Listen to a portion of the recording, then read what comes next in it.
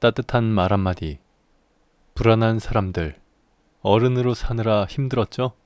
당신이 바보라는 거 알고 있으니 안심해요.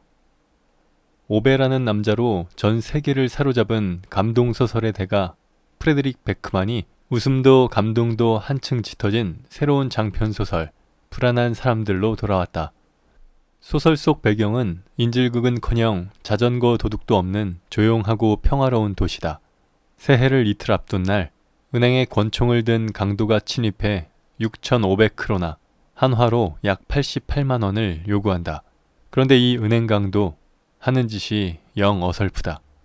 은행원이 이곳은 현금 없는 은행이라고 하자 당황해서 횡설수설 변명을 늘어놓다가 경찰이 오는 소리에 옆 아파트 매매 현장인 오픈하우스로 달아난다.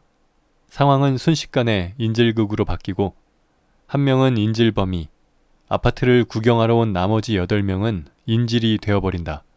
은퇴 후 아파트를 사서 리모델링한 뒤 가격을 높여 파는 일을 주 업무로 삼은 부부, 출산을 앞두고 끊임없이 의견이 충돌하는 신혼부부, 콧대가 하늘로 찌르는 은행 고위 간부, 겁 많고 시끄러운 부동산 중개업자, 말할 때마다 소설을 인용하는 90살 노파까지 경찰과 기자들이 에워싼 아파트의 꼭대기층에 갇힌 사람들은 저마다 참기 힘든 바보 같은 면을 드러내며 상황을 일촉즉발로 키워간다.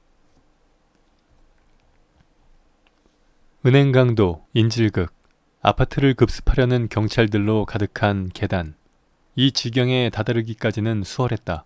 생각보다 훨씬 수월했다. 정말 한심한 발상 하나만 있으면 됐다.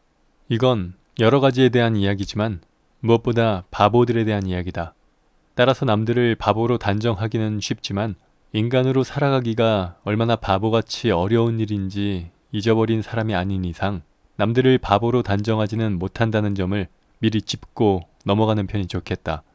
특히 누군가에게 아주 좋은 인간이 되어주려고 노력하는 사람일수록 그 어려움이 가중된다고 말이다. 요즘은 우리가 처리해야 하는 일들이 어처구니 없을 만큼 많다. 취직도 해야 하고 살 집도 마련해야 하며 가정도 일구고 세금도 내고 깨끗한 속옷도 있어야 하고 빌어먹을 와이파이 비밀번호도 외워야 한다. 우리 가운데 일부는 난장판을 정리하지 못한 채 그저 하루하루 살아간다. 세상이 시속 320만 킬로미터로 우주를 뱅글뱅글 관통하는 동안 우리는 없어진 무수한 양말처럼 그 표면 위를 공중공중 뛰어다닌다. 우리의 심장은 비누와 같아서 손에 잘 쥐어지지 않는다. 긴장의 끈을 놓는 순간 금세 표류하고 사랑에 빠지고 상처를 받는다. 인력으로는 어쩔 수 없는 일이다. 그래서 우리는 항상 직업과 결혼 생활과 아이들과 기타 모든 분야에서 척 하는 법을 터득한다. 정상인 척, 제법 교양 있는 척, 원리금 균등 분할 상환과 물가 상승률이 뭔지 아는 척한다. 섹스가 어떤 식으로 이루어지는지 아는 척한다. 사실 우리가 섹스에 대해 아는 건 USB 단자에 대해 아는 수준이고 이 녀석을 제대로 끼우려면 기본적으로 3번은 허탕을 쳐야 하는데도 말이다. 이쪽도 아니고 이쪽도 아니고 이쪽도 아니고. 자, 들어갔다. 아이들에게 먹을 것과 입을 것을 주고 아이들이 땅바닥에서 주운 껌을 먹으려고 하면 야단치는 것 말고는 하는 일이 없으면서 좋은 부모인 척한다. 우리는 예전에 열대어를 키우려고 했다가 깡그리 죽인 적이 있다. 그런데 사실 아이들에 대해서 아는 것이 열대어에 대해서만큼이나 없기 때문에 엄청난 책임감으로 매일 아침 벌벌 떤다. 계획도 없고 그저 최선을 다해 오늘 하루하루를 살아갈 뿐이다. 날이 밝으면 또 다른 하루가 시작될 테니까. 가끔은 껍데기가 내 것이 아닌 것처럼 느껴진다는 이유 하나만으로 가슴이 정말 아플 때도 있다. 공과금도 내야 하고 어른도 되어야 하는데 어른이 되는 법을 몰라서 어른이 된다는 것은 실패할 확률이 지독히 높은 일이라서 겁에 질릴 때도 있다. 모든 이에게는 사랑하는 사람이 있고 사랑하는 사람이 있는 이는 누구나 어떻게 하면 계속 인간답게 살아갈 수 있는지 고민하며 뜬 눈으로 밤을 지새운 경험이 있다. 우리가 지나고 나서 생각해보면 어이없지만 당시에는 유일한 길처럼 느껴졌던 짓들을 가끔 저지르는 것도 그 때문이다. 딱 하나의 지독하게 한심한 발상. 그것만 있으면 된다. 예컨대 어느 날 아침에 그다지 넓지도 않고 주목할 만하지도 않은 도시에 사는 39살의 주민이 권총을 손에 쥐고 집을 나섰는데 지나고 나서 생각하니 정말 바보 같은 짓이었다. 여기서 인질극이 펼쳐지기는 하지만 그게 이 이야기의 주제는 아니다. 그러니까 어떤 이야기를 쓰겠다는 목적이 있기는 했지만 인질극이 주제는 아니었다는 말이다. 원래는 은행강도 사건이 될 예정이었다. 하지만 모든 게 조금 어그러져 버렸는데 은행강도 사건이란 게 원래 가끔 그럴 때가 있다. 그래서 39살의 은행강도는 도망쳤지만 구체적인 도주 계획이 없었고 도주 계획의 핵심은 뭐였냐 하면 오래전에 은행강도가 부엌에서 얼음과 레몬 조각을 챙기는 걸 깜빡해서 다시 달려갈 때마다 어머니가 입버릇처럼 했던 말과 같았다. 머리가 달리면 몸으로라도 때워야지.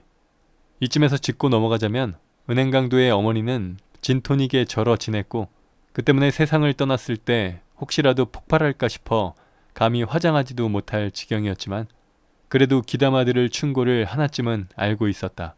그래서 은행강도는 은행강도라 할 수 없는 사건을 저지르다가 당연한 수순으로 경찰이 출동하자 겁에 질려서 길을 건넜고 맨 처음 눈에 들어온 문을 열고 도망쳤다. 그랬다는 이유 하나만으로 은행강도를 바보로 간주하면 조금 가혹한 처사일지 모르지만 뭐 천재적인 발상은 아니었다. 출구라고는 없는 계단과 연결된 문이라 계단을 달려 올라가는 수밖에 없었으니까. 이쯤에서 짚고 넘어가자면 이 은행강도는 39살의 평균치의 체력을 갖추었다.